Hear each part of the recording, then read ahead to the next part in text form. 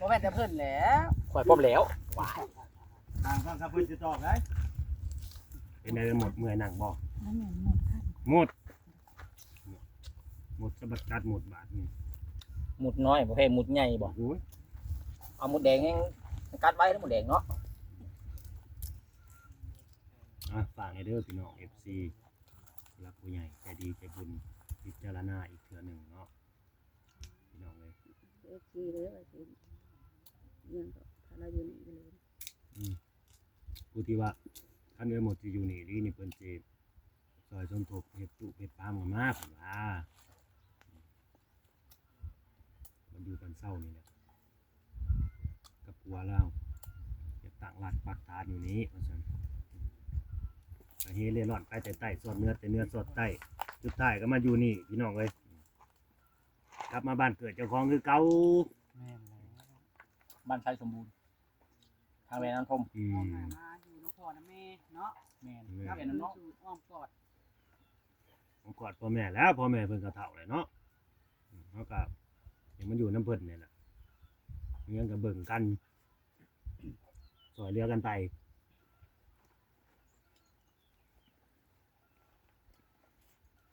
ขนาดพ่อเพิ่นก็ยังสิมีผู้รักผู้ใหญ่ซอยเทือนน่ะคันนั้น บ่เพิ่นบ่ตู้นี่ก็เด้ออันนี้ว่าตรงๆได้คันบ่มีกันหมดนี่ก็บ่มีผู้รู้จักเพิ่นคือกันเด้บ่ตู้นั่นก็นี่พ่อเจ้าหา ได้กันว่าง่ายครับบุญพาจ้องมา แม่นบุญลูกสาวลูกเคยนี่แหละดึงมาจอกมาจะมาเห็นพ่อกับแม่ ผู้ใหญ่จังเห็นเนาะ ผู้ใหญ่จังเห็นพ่อกับแม่ เห็นบ่อยู่บ้านเช่าเพิ่นมาเห็นพ่อเพิ่นก็ตกใจกันแล้วลงไปอยู่ในของน้า นั่นแหละลูกเต้าก็ดีใจบัดนี้เนาะ สิถามแม่มดบัดนี้ดีใจบ่สิมีผู้ใหญ่เพิ่นเฮ็ดบ่อนอยู่ให้พ่อใหม่อยู่บ้านเช่าให้พ่อดีใจบ่ดีใจแล้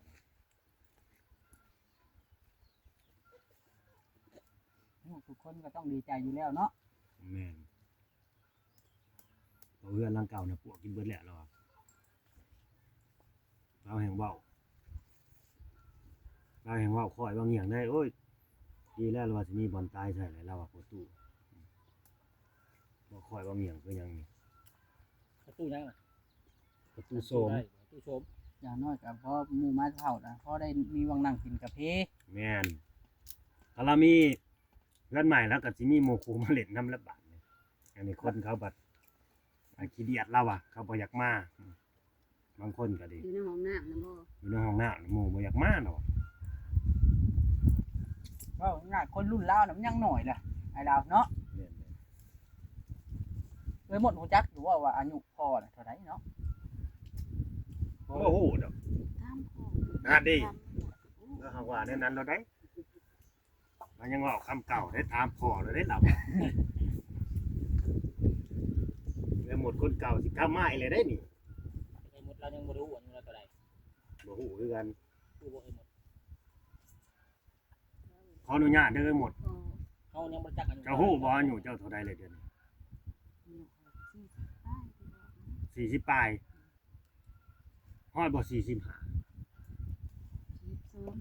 เออสิประมาณนั้นเนาะมันฮอด45บ่ก็ไปยัง50 ข่อยนั้นเลขหนูรู้ได้ อ่า 55รู้ได้ 55ผู้ พ่อเฒ่าคำไพ่ แนวมันแล้วลูกสาวข่อย3คนถูกบ่ห้องบ่เฒ่าจะห้องหยัง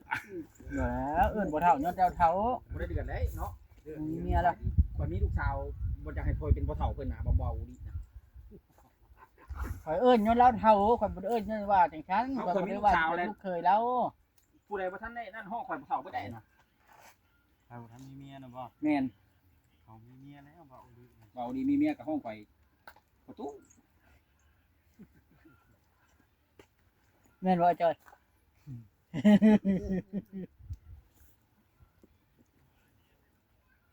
เบาลิต้องรุ่นเลยเนี่ยว่ายังว่าสิปั่นรีบเขา ข่อยสิมีชิดอยู่บ่เนาะ อันทุกคนนั่นแหละ มาในใครอยู่ ว่ากินนี่บอกเลยหมดคนเดิมสิกลับมาแล้วกินได้ไหน ข่อยจะหูเนาะเด็ก เอาเราก็เว้าเด้อเราเว้าแน่แหละเรามี มาหยิบมาหัวแบบมีเสียง ป้า เออ เอาหลักฐานนี้แบบตั้งตันหมู่ไปเลยนี่ตั้งสูงน้ำหลังหมู่ก็ได้นะเอาถามไอ้บอสป่ะนี่ แม่นแล้วนี่แหละมันจะหน่อยทั้งทีมงานเฮากับกลับหน่อยแล้วเนาะ แม่นสิได้เมื่อเลยเด้เงินบ่ได้มาได้โอเหลือ ไม่ได้นะ เงินฝากและเงิน จะหยาไม่ได้ไหลงัวกิน ไปกินเด้อเอาไปกินโลดในสวน ถ้าบ่ข้าวเฮ็ดตัวนี้นี่จะหอยกันหอนยามฝนนี่บ่ได้นั่น ไป ได้ ขาย เนาะ อยู่ไก่เดือนบ่เบี้ยอยู่ ได้ยีรอบจะให้ผู้ละติบ พ่นมาถ่ายทางนี้นะ ในทิศเขาลุงจังหันแล้วสักฝ่ายฝ่ายให้ลุงจังหันผู้ทิศเดินไกลวัด มื้อนี้กัน นี่นี่ได้จ้ะเอาทั้งผัวทั้งเมียว่าผู้เดียวก็พอได้เฮือนเดียวอยู่เนาะ เดียวก็ได้ อ่าเมียลงวัดวะ ถ้าว่าพูดหน่วยตุลายิ้มได้ทางนี้แล้วเดียวอยู่ลง ว้าว อ๋อ ว่าหยอก บ่ให้มันเกี่ยวกับคลิปเนี่ยนะเดี๋ยวนี้ ตุลายืน อ๋อมีแต่ว่า เนี่ยลมบัว ฝากน้ำผู้รักผู้ใหญ่และ FC ของแต่ละคนเนาะเฮ็ดแนวใดในเมื่อทางพ่อจ้อยทางเอ้ยหมุดนี่เราก็ขอโอกาสแล้ว เปลี่ยนแปลงแล้วเนาะ เปลี่ยนแปลงแล้วลังเทื่ออย่างนั้นก็พอมาต่อตีนต่อมือเราขึ้นสมมุติว่าไล่จักรไล่หยังเครื่องไม้เครื่องมือให้เราคือเราอยากไล่ก็ผู้รักผู้ใหญ่สมมุติว่าคนละเด็กคนละน้อยว่าซั่นซะเนาะจักนี่ประมาณ 4,000 ปลายหรือว่า 5,000 ตีคร่าวๆ 5,000เนาะ ตีข้าว5,000เลย จักนะ5,000 บาท สมคนเนาะ อย่างดีกันคนเลยเนาะ ว่าแต่กี้ข่อยซื้อนั่น 4,500สิจักมาใส่แต่ว่าคุมือนี่ยังมีขึ้น 5,000 อยู่หมุงนี่แหละ 5,000 บาท บ่เกินนี่หรอกเท่าไหร่นั่นไว้เนาะ 3 ล้านพอง่ายๆครับ เอาแต่จ้างอย่างเดียวเนาะในความคิดนี่เนาะ สู้ บ่ได้จักแล้วบ่มีแนวแก่แล้วบาทนี่อย่าไปว่าบ่มีนั่นมีนี่อีกเด้อบาทนี่สมมุติว่าได้จักมา เพิ่นยังสิว่านั่นนี่เด้อเนาะ อ่า มีแต่ว่าเฮ็ดแนวไหนก็ย่างให้เฮาสู้ให้เพิ่นเบิ่ง แม่น สู้ให้ FC เบิ่งต้องเราต้องเฮ็ดให้เพิ่นเห็น ต้องเอาจริง ต้องเอาจริง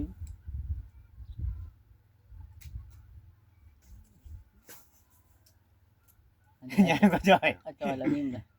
แล้วดีใจบ่ แม่น มันลิ้นน้ำ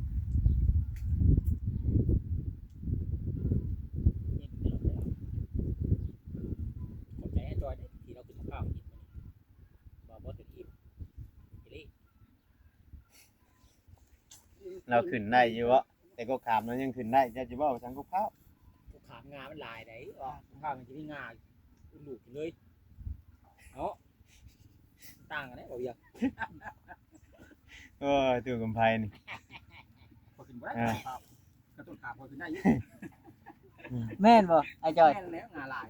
ก็ขามเจ้าขึ้นได้บ่ไอ้จอย เราขึ้นได้ตัวข้าวอุ่นนั่นน่ะ แสดงว่ามื้อนี้นั่นเข้าไปร่มกับพ่อใหญ่น่ะทั้งไอ้หมุดได้หยังก็เข้าไปตอนเช้าเราก็บ่ได้เดือดเลยบ่ไอ้หมุดเจ้าบ่ได้ว่าในไรเลยเนาะอารมณ์ดีแบบนี้เลยเนาะวัดอันเขาเอามื้อนั้นเราคือว่าเรื่องอะไรยังใจบ่ดีเนาะ บ่มือเด้เราแต่จุมเจ้ามามื้อนั้นจุมเจ้าได้เข้าหาเราอยู่บ่มือว่าสิมาชื่อไกเข้าบ่ได้เข้าเนาะ เพราะเมื่อวานนี่เด้เมื่อวานเราก็บอกว่าลูกสาวนี่ต้องให้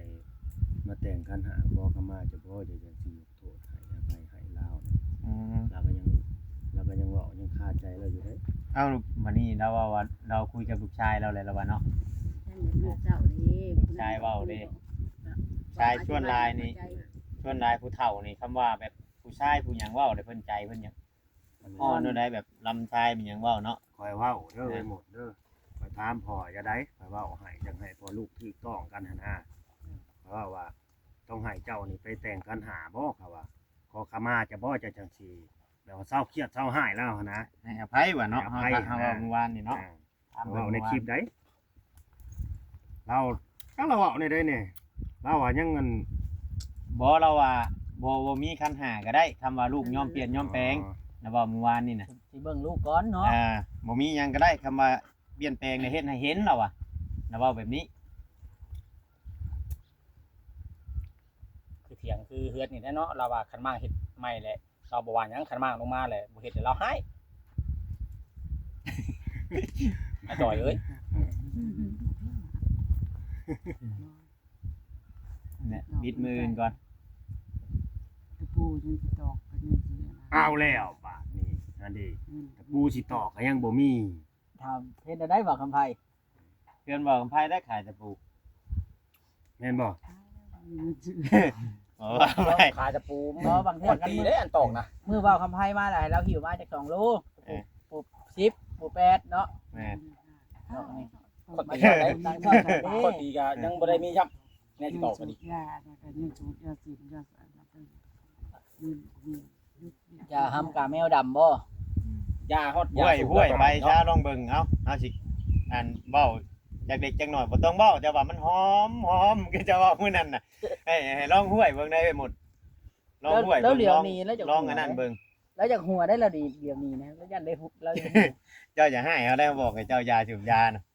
แบบว่าให้ห่างออกนะเนาะ แม่ สูบจากสูบลายนี่ลดลงมาสูบเหลือน้อย บ่จ้อยนะบ่พาเรายา แล้วว่าสิยาคันจะยาได้จอย ยาได้บ่ กันผู้นึงยาผู้นึงบ่ยาผู้นึงชุบมันหอมได้บ่นี่ แม่น คอยยาหอมหุยๆเด้ ค่อยทยอยออกเนาะค่อยทยอยยา ห่างยาจริงยาสูบมือละน้อยเนาะลดลงเสียยาปูดปัดบาดเดียวมันยากเลยเนาะไอ้จอย แม่นเลย อายุน้องเจ้าผู้นั่นน่ะอายุเราจักปีข่อยเอิ้นเราน้องเนาะ อ้วนนะน้องอ้วน อ้วน ได้อายุชาวกว่า ถา เนาะ มไผก็บ่จักเนาะถามพ่อใหญ่อายุตัวเองก็บ่จักบ่ฮู้จัก ถามเราเป็นตัวปีคานที่เสือมาเกิดให้เราอ่ะจักเขา พี่น้องเนาะ บ่วัดไปหยังนั่น มากสิใหม่ไปเบิ่งเตา สูบเตาเทเตา จุพี่จัง ค่าแล้วได้เบาอย่างเอ้ย ตาเด้อ ค่าใดว่าสิมา ม่างลงมาบัดบ่มีแนวเฮ็ดสมมุติว่าสิม่างลงมาบัดจังนั้นพ่อเฒ่าสิหาอีกนี่ก็บ่มีอุปกรณ์นี่บ่พาม่างใครกลัว ต้องได้ทุนได้อย่าง เพ ข้า ราะ ง ว่า ว่าจะ เพ ปล่อย ราะว่า ได้ ไม้ เนาะ โค้งห่างมันนี่มันพอแล้วนี่คันทำมากลงมาเฮ็ดหลังน้อย มันน่ะบ่มีตะบอกตะปูบัด ตะปูดอกหนึงที่ตอกก็บ่ แล้ว มี ก็ บาด สังกะสีเนาะ แม่ จังกะสีก็พากระจาด อ่า กับ เด้ กับตะปูนะเดี๋ยวนี้นะ แม่น เห็นหลังคากับบ่มีสังกะสี แม่นแล้ว แต่ว่าตามเฮาเบิ่งไม้นี่ถ้าว่ามันลงมาเฮ็ดน้อยนี่อยากพอ แม่ พี่แต่เรียนนั่นแหละเขามาเขาใหญ่เขาซอยเรือเขามาจังมากลง เนาะ คันว่ามั่างเลยบ่เฮ็ดอะทางบ่เฒ่าบัดสิว่าให้อีกเด้ ลองให้โอกาสทางพอหมดกับแม่จ้อยพอจ้อยกับแม่หมดอีกทีนึงเนาะ เว้าบ่ได้เนาะเว้าไปสิจองเนี่ยเอามากลงมาประวัติเจิดหนี้ซะแล้วพอแห้งอีกแล้วบาดนี่เฮ็ดได้ได้ซะ แล้วให้สิยำบ่ช่อง เอ้า นี้ มีแต่ว่าถ้าว่าทางผู้รักผู้ใหญ่ได้เห็นคลิปนี้ก็ให้เพิ่นพิจารณาเบิ่งเด้อเนาะ แม่พิจรณ ถ้าว่าอยากจะซื้อตะปูว่าง่ายๆครับพี่น้องเอ้ยบ่ได้ว่า กันนั่นแหละนี่นะ เอาเงินเอาคำให้เพิ่นออกซื้อตะปอกตะปูซื้อคนตอกคนตีเนี่ยให้เพิ่นเฮ็ด ให้เพิ่นนั่น มีอุปกรณ์ เพราะว่า กระจิตเนาะ แม่น มากลงมา แต่มั่งลงมาแต่บ่เฮ็ดได้เฮ็ดบัดจังหน่อยสิว่าเอามามั่งนู่นนั่นนี่อีกพี่น้องเอ้ยเนาะก็ช่วยไปนะพี่น้องจักสิว่าในไรเนาะเบิ่งนำกันถ้าว่าเพิ่นสิเฮ็ดอะดี สมมุติว่าคำว่าอันนี้คำว่าบ่มีอะดีก็จำตะบอกตะปูก็มื้อใดสิมั่งอะดีกับทีมงานเฮานี่ล่ะสิเก็บกันผู้ ชื่อให้เนาะ เด็กผู้เด็กผู้น้อยชื่อตะปูมาให้ ก็ยังขาดสังกะสีพากระตาดว่าได้อัน แม่นตกจังสีกับพากระจาดนี่ล่ะบ่เพียง จำตะปูน่ะเฮาชื่อให้ได้อยู่เนาะ ชื่อให้ได้เอาเฮือนเบาคำไผก็ได้นะ จำตะปูอะเนาะ บ่ฮอด2-3โลดอก แม่นบ่บ่าวกำไผ แม่น มีแต่ว่าพังโอกาสจากผู้ใหญ่ใจดีเพิ่นพี่น้องกันเนาะแม่ว่าขาดแต่อันนี้แหละให้เพิ่นเบิ่งให้เพิ่นพิจารณาเดี๋ยวมื้อหน้ามื้อในจังชุมเฮาจังสิมาอัปเดตเบิ่งใหม่เนาะเพราะว่าตอนนี้น่ะเพิ่นเบิ่งอยู่เพิ่นเฮาต้องอัปเดตไปเรื่อยๆนะถ้าสมมุติป้าปึ๊บเดี๋ยวมาถ่ายปั๊บบัดใหม่ก็เพิ่นก็ มัน บ่ ต่อยขึ้นไปยังนะ เชื่อเฮาอีกเฮาสิเว้าหยังเพิ่นก็บ่เชื่ออีกทุกสิ่งทุกอย่างต้องถ่ายให้เพิ่นเบิ่งเบิดพี่น้องเอ้ย มาต่อยขึ้นไป บุกพา บ้า มาน งลง ไอ้ มา ต่อย ก็มีแต่แป้นปูแต่ดังมุงมันบ่มีสังกะสีกับพากระ แม่ ตาด แม่น แต่ ว่าไม่ข่าวนี่ยังใช้ลายอยู่ไม่ข่าวไม่เสียง มันก็มีปัญหาอยู่นี่แหละแต่ว่ามากลงมาแล้วมันบ่ได้ เนาะบ่เพียงเท่าไหร่อยู่เนาะผมมันน่ะ ยังได้ค่อยเบิ่งนะวาน ห้องขับรุ่นนี้ทางพวกเราเพิ่นก็เว้าอยู่ พอตัดออกเขียนออกดอกสมมันน่ะ บ่อันซุมเจ้าก็โทษเด้อบ่ได้มีเงินติดตัวกันเลยบ่ได้ซื้อสังกะสอบสังกะสีนี่บ่พอมีเลย คือ บ่ บ่มีเลยบ่มีเลยเนาะ ตอนนี้มีแต่คอกินน้ำเอื้อยแบบกระเป๋ากับน้ำนั่นเถ อ๋อ อะมีแต่ข้าวแต่เงินใช้เงินจ่ายซื้อหันซื้อนี่ต้องหน้าเลยขอเพิ่งน้ำเอื้อยก่อน อันนี้น่ะ FC เพิ่นเว้าว่าสมมุติว่า มีเงินเข้ามาให้เจ้าปึ๊บนี่เพิ่นว่าบ่ฮอด3มื้อเพิ่นว่าซุมเจ้าสิชื่อเหล้ากินอีกรอบเพิ่นว่าเจ้าให้สัญญาอยู่บ่ ให้สัญญาแล้วก็บอกเลิกลากคือจะตั้งใจแต่มันบ่มีเงินเฮ็ดตั้งใจขึ้นมานี่พอกับแม่ให้อภัยแล้วให้เอื้อยเฮ็ดได้จ้ะ นี่แหละพี่น้อง FC เนาะพี่น้องเนาะเพราะว่าในเมื่อเรา ตั้งใจแบบว่ามาอยู่แล้วสิพา ตั้งใจมาอยู่บ้านเกิด อยู่นี่แล้ว ในเมื่อเราอันนั่นได้ก็ให้ FC พิจารณาเบิ่งพี่น้องอะเนาะสิมานั่นแต่อย่างเดียวก็บ่ได้ เงินคำบ่มี เนาะบ่มีหยัง มื้อนี้ ได้จ้ะเขาสิชื่ออันตะปูให้กับยังก็สิบ่มีอีกคือเก่า มันผักจาดบ่มีอีกคือเก่า ทางมุ่งก่อน อันจ้อยไปเอิ้นเอาตุ๊บ คือ มา ว่าเฮามั่างลงมามั่างลงมาแหละเอาเฮ็ดโครงมันไว้แบบนี้บ่ อืม สมมุติว่าตะปูแหละ แม่น อันจังซี่เนี่ยเฮามาใส่น้ำหลัง แม่น สมมุติ จัก นะ แผ่นเนาะ จักแพนน่ะขาดเดือซำใดได้เฮาไล่ให้ผู้ใหญ่เพิ่นเบิ่ง แม่น แบบนี้ไม้นี่เนี่ยครับคอยเบิ่งนี่ไม้นี่ได้อยู่แล้วไม้นี่ พออยู่เนาะ แม่นพออยู่ เสามัน ส่วนตะปอกตะปูนี่ มันก็ขาด ทีมงานนี่พอออกให้ไล่ว่า ได้ ง่ายๆซะ ได้ พอออกให้ไล่ เอาให้ได้ เออ มีแต่มากโลด เออ มากลงมา เพ โล ราะ ด ว่าเนี่ยอะไรกะ สั่งมากอย่างเดียวได้เลยนี่ อยู่ มาก สำเก่า ได้เฮ็ดแต่เพิ่นได้ อ่ามี มีแต่ช่างมากรถนี่นะ นั่งรถเด้อ เฮ็ดก็ต่อโค้งต่อยังขึ้นเนี่ยนี่ก็ เอามีคนมาบุก มาไล่เบิ่งบันคิดไล่เบิ่งสังกะสอบสังกะสีสิเบิดจำได้ผ้ากระจาดมาจากแผ่น ไม้เครื่องมันยังมันเพราะว่าคือว่าพอขา ได้ดอกทำนี่หลายคนพี่น้องไว้ซอยกัน เพิ่นยังได้พี่น้อง คุณหาละสิบ ทีมงานซอยกันเองหรืออะไร ทีมงานซอยกันเองก็ได้อีกดอก ซอย ผ้ากระจาดนะทีมงานซอยกันเองก็ได้สังกะสีก็ไล่กัน ปุระแผ่นบ่ คนละแผ่น2แผ่นก็ได้